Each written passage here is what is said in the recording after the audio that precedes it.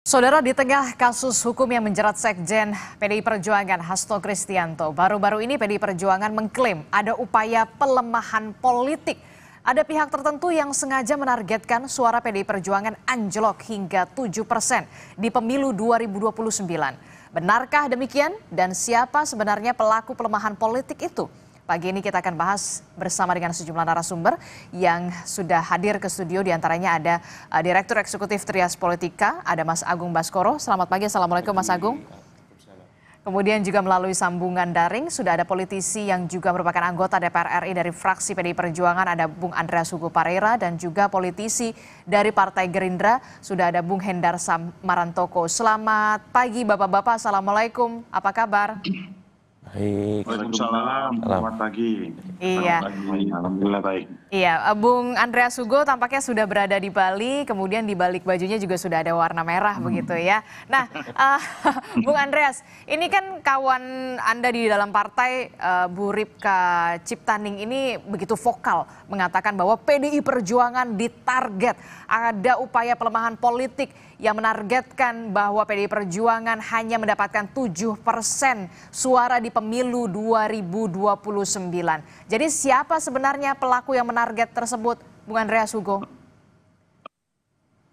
Ya, di saya sendiri terus terang belum mendengar itu secara langsung ya. Dan juga saya nggak tahu juga, saya belum ngobrol juga sama Mbak Ning sejak kemarin tanggal 27 Juli itu belum sempat ketemu juga. Tapi apa yang disampaikan Mbak Ning mungkin di dalam situasi 27 Juli, kemudian juga dengan pengalaman-pengalaman yang pernah beliau alami, ya secara emosional beliau menyampaikan seperti itu gitu.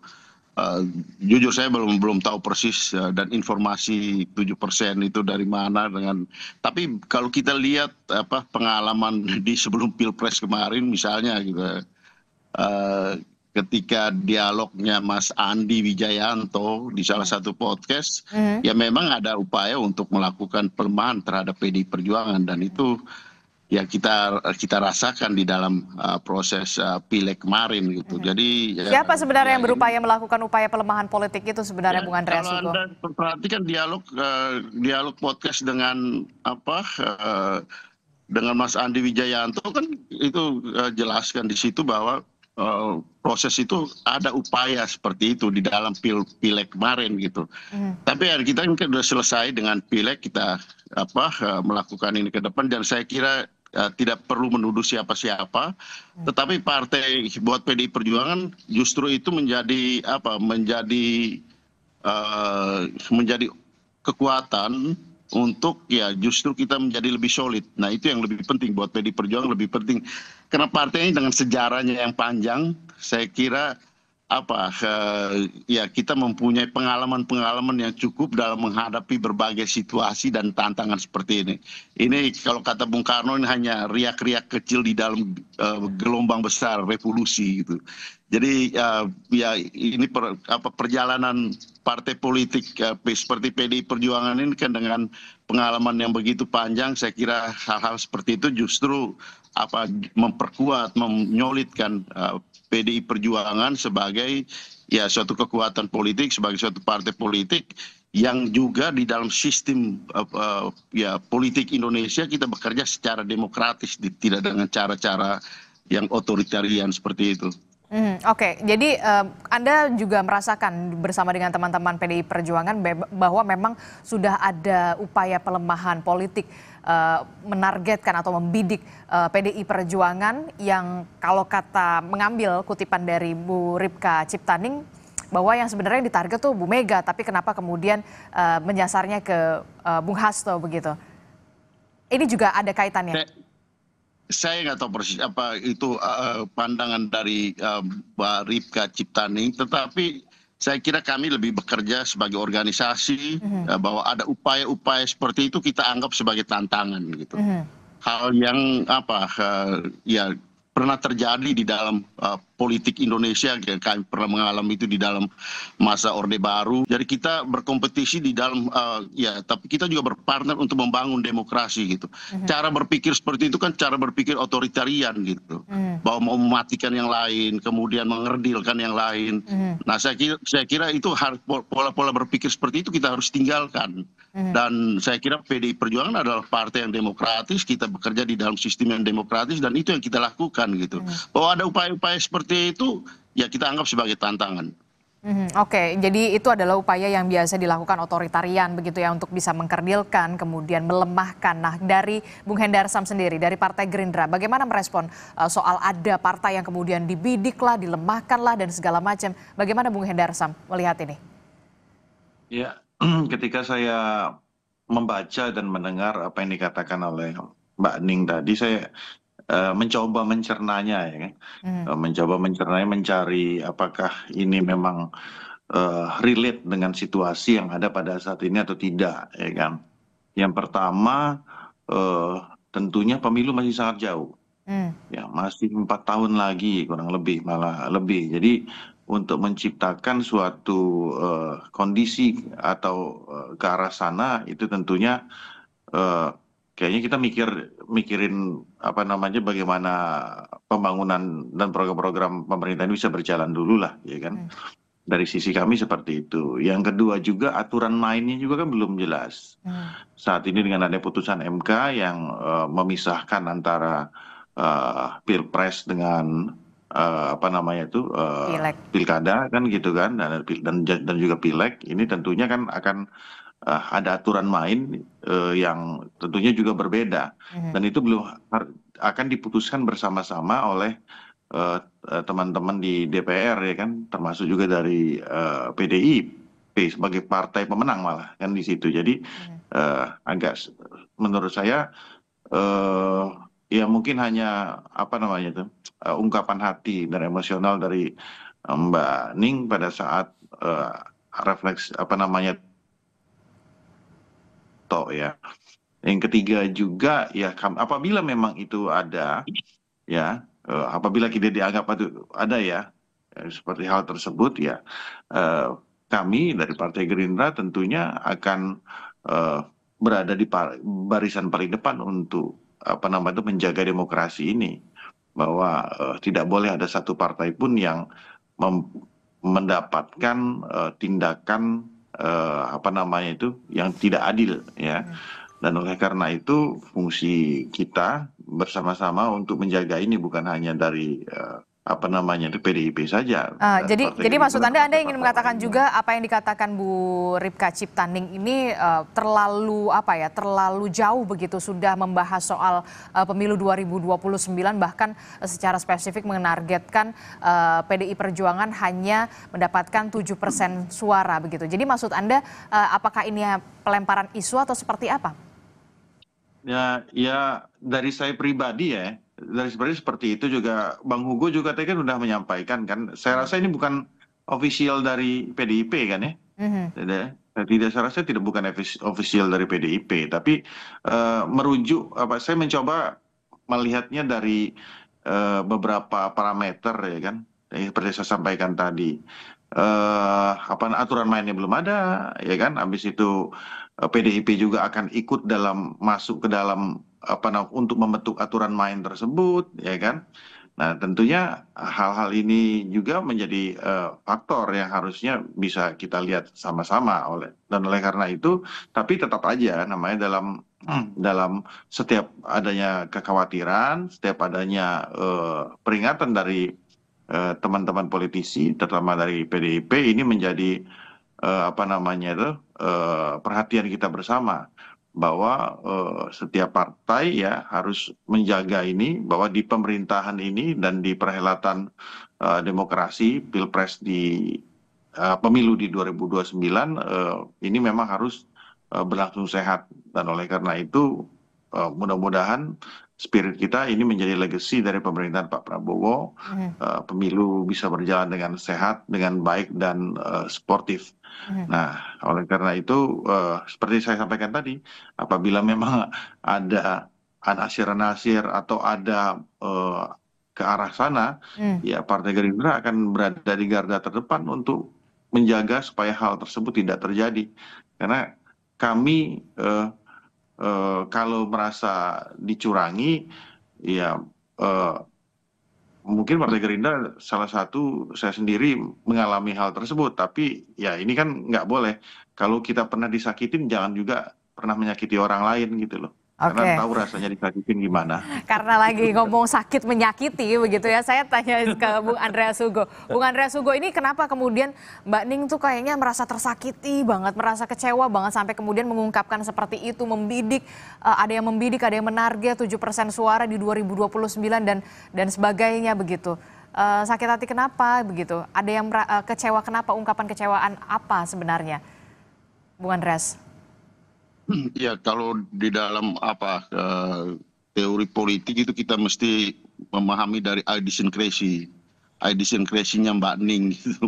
Kita nih artinya lebih melihat pada latar belakang, pengalaman dari beliau. Jadi itu ya mungkin pengalaman beliau dan tiap orang tentu dengan pengalaman berbeda-beda, tetapi Mbak Ning mengungkapkan itu dengan dasar latar belakang pengalaman yang beliau pernah alami gitu.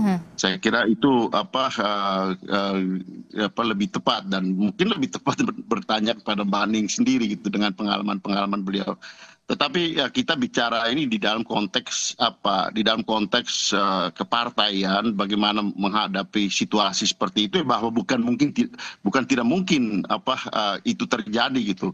Karena pengalaman-pengalaman itu adalah refleksi daripada situasi yang pernah terjadi dan mungkin akan terjadi juga gitu. Sehingga apa yang disampaikan Mbak Ning juga ya perlu kita ambil sebagai referensi untuk warning gitu terhadap situasi yang mungkin terjadi, bahwa di dalam sistem yang demokratis pun mungkin ada orang yang berpikir authoritarian gitu, dan itu bisa terjadi gitu. Dan untuk itu ya kita perlu untuk mengantisipasi, perlu untuk melihat bagaimana kemungkinan itu bisa terjadi di dalam sistem seperti ini.